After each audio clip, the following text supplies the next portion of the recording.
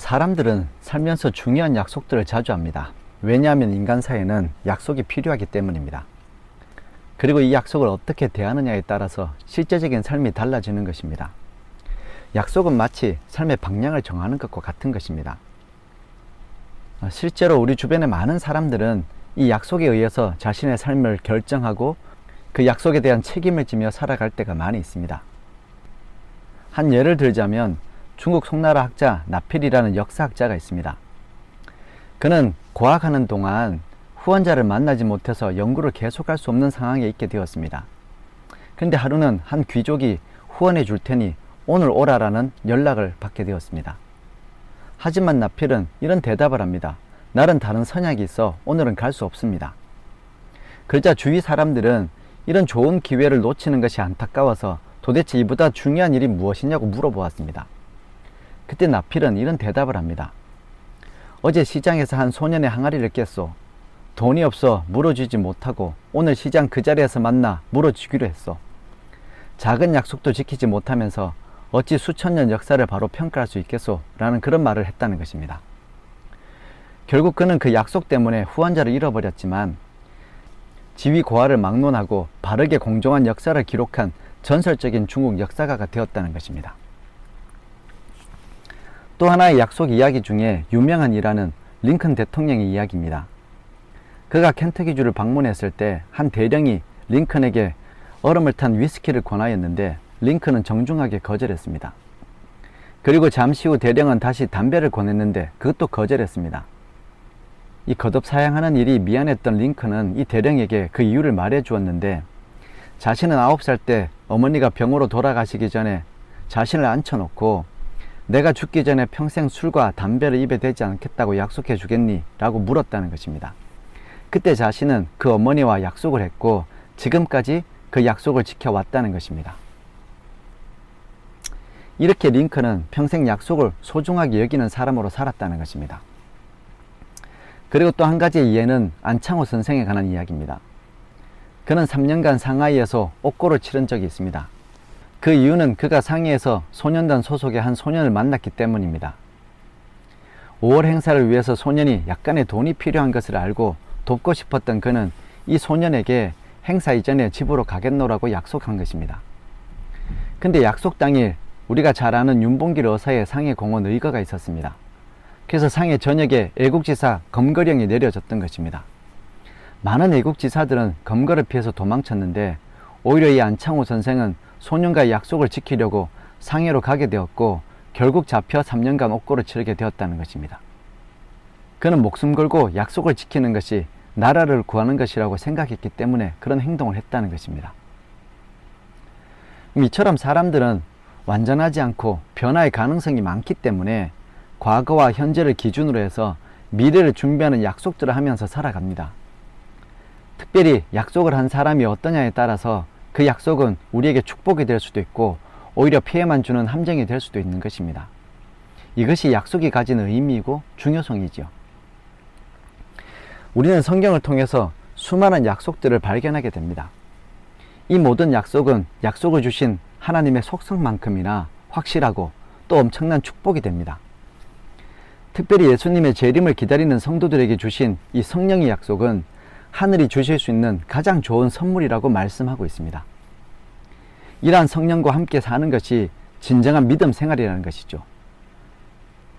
오늘은 이러한 질문에 대한 답을 함께 찾아보도록 하겠습니다. 사람들은 자주 믿음 생활하면 뭐가 좋은가요? 라고 묻습니다. 여러분, 우리가 믿음으로 얻을 수 있는 것이 무엇입니까? 성경은 분명하게 이야기합니다. 갈라디아서 3장 14절을 보시면 이는 그리스도 예수 안에서 아브라함의 복이 이방인에게 미치게 하고 또 우리로 하여금 믿음으로 말미암아 성령의 약속을 받게 하려 함이다 라는 말씀이 있습니다. 여러분, 우리가 믿음으로 받게 되는 것이 무엇이라고 했습니까? 바로 이 말씀에서 사도 바울은 분명하게 이야기하기를 약속된 성령을 받는 것이라고 하였습니다. 하나님께서는 우리로 하여금 하나님께서 지정하신 방향으로 나가고자 하는 동기를 유발시키기 위해서 우리에게 약속을 주십니다. 예를 들면 우리에게 성령을 주신다는 약속을 하셨을 때는 우리로 하여금 성령의 권능을 갈망하는 사람이 되도록 그 동기를 유발시키기를 원하셨던 것입니다. 그러므로 여러분, 우리는 이 성령의 약속을 받기 위해서 갈급한 마음이 있어야 합니다. 하나님께서 이것을 약속으로 주셨기 때문에 우리는 그 약속이 이루어지기를 간절히 기다리는 성도가 되어야 된다는 것이죠. 여러분, 사람들이 약속에 의거한 기도라는 말을 자주 합니다. 약속에 의거한 기도란 어떤 것입니까? 이러한 기도의 가장 두드러진 특징은 바로 믿음입니다.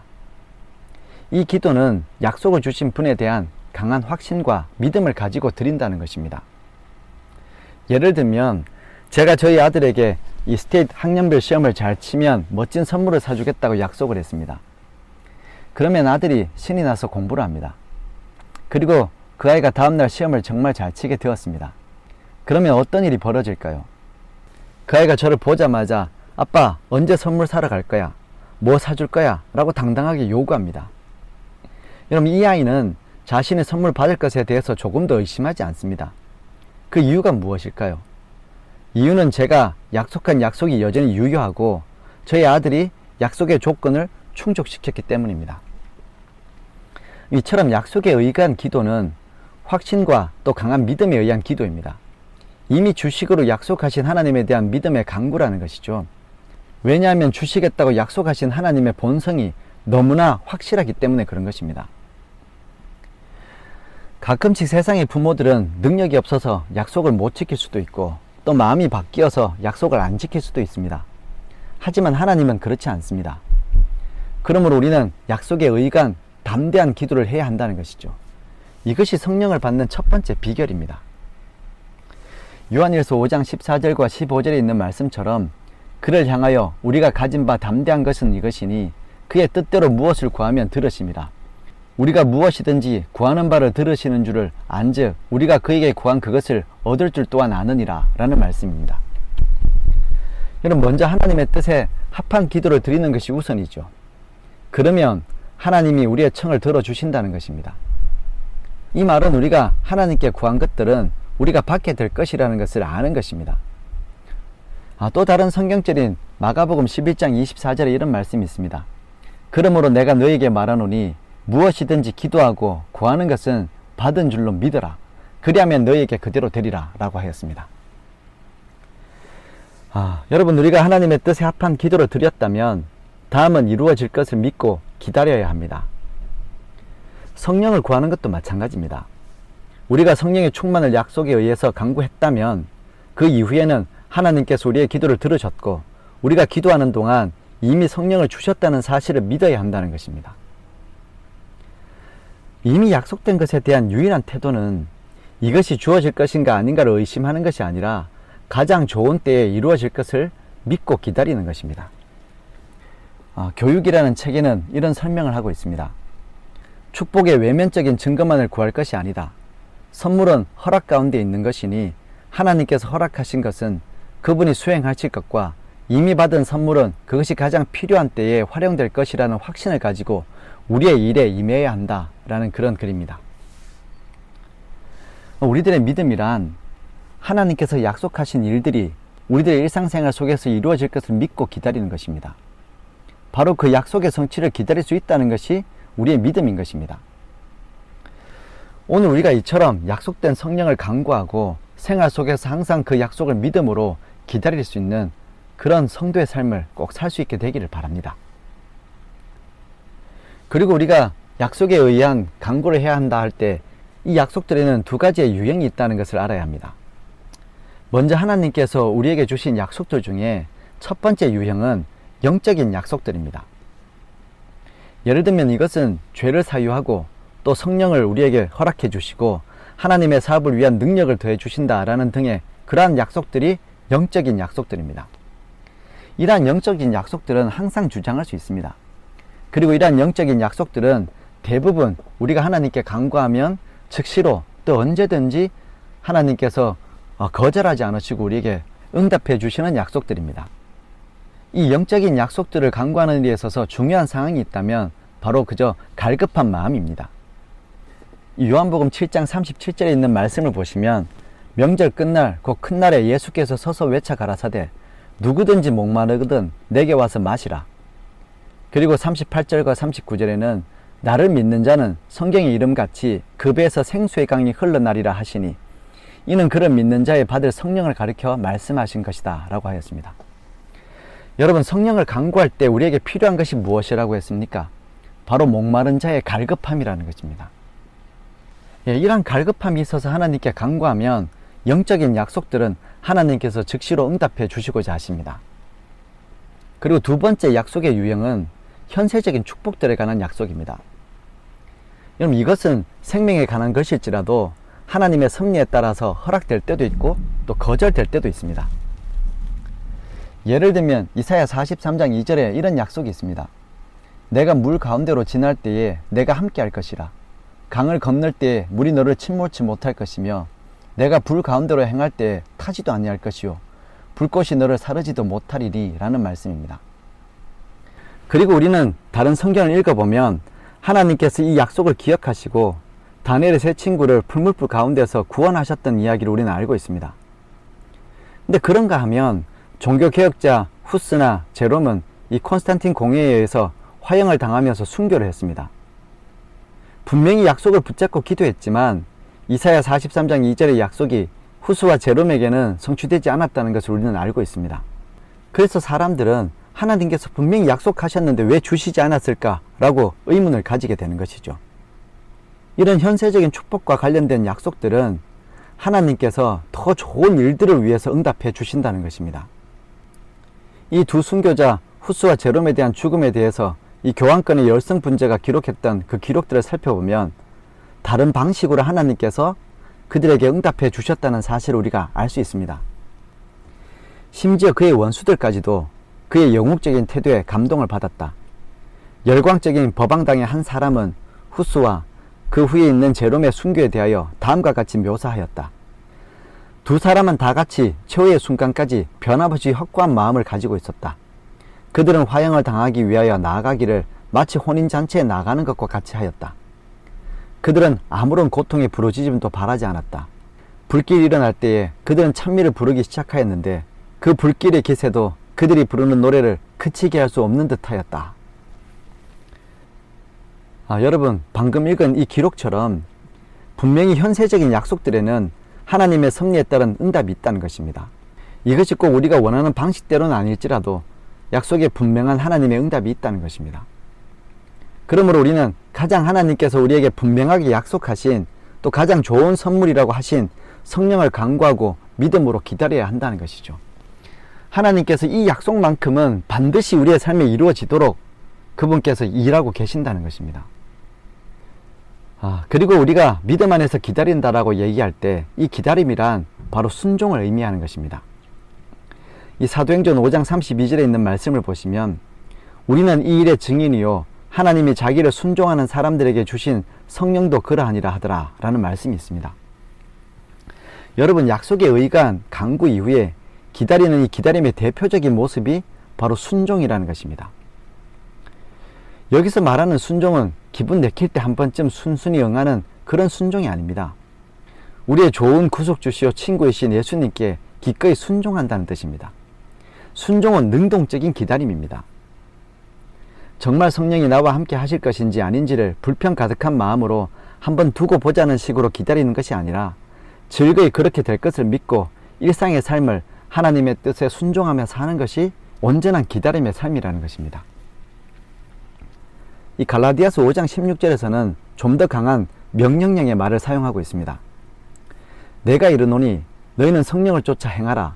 그리하면 육체의 욕심을 이루지 아니하리라 라고 하였습니다. 여러분, 순종은 그리스도인들에게 선택사항이 아닙니다. 또 순종은 즉시로 열심히 꼭 해야 하는 일입니다. 이것이 성령을 간구하고 성령을 쫓아 행하는 것입니다. 여러분, 성령과 동행하는 삶에 있어서 이 순종이 왜 중요한 것입니까? 그렇게 하는 것이 바로 육체의 욕심을 이루지 않게 하는 방법이라고 사도 바울은 설명하고 있기 때문입니다. 예를 들어 카메라 렌즈를 조립하는 공장을 보면 렌즈 속에 먼지가 들어가는 것을 방지하기 위해서 이 조립장 작업 내부의 압력을 적정 수준으로 올려놓습니다. 그러면 작업장의 압력이 외부보다 높기 때문에 문이 열릴 때 공기가 안으로 들어오지 않고 안쪽에서 바깥으로 나가게 된다는 것이죠. 그러면서 먼지가 작업장 안으로 들어오지 않게 된다는 것입니다. 마찬가지로 우리가 성령을 따라 순종하게 되면 죄가 안으로 들어가지 못하기 때문에 육체의 욕심을 이루지 않는 인생을 살게 된다는 것입니다. 머리로 아는 것과 또 실제로 실행하는 것의 차이가 바로 이런 것입니다. 우리가 생각만 하고 있으면 그 생각은 금방 육체의 욕심을 따라 끌려가게 되지만 순종해서 행하기 시작하면 실제적인 생활에서 우리가 순종을 실천하게 되면 육체의 욕심이 상대적으로 약해져서 그 자리를 잡을 수 없게 된다는 것입니다. 그러므로 오늘 여러분과 저의 삶이 이런 순종이 있는 기다림의 삶을 살 수 있게 되기를 바랍니다. 그래서 하나님께서 우리에게 가장 좋은 것이라고 약속하신 성령을 우리가 받고 그 안에서 풍성한 삶을 경험할 수 있게 되기를 바랍니다. 마지막으로 우리가 명심해야 될 사실이 하나 또 있습니다. 우리가 약속에 의한 기도로 성령을 간구하면 하나님께서는 즉시로 성령과 더불어 우리를 도우십니다.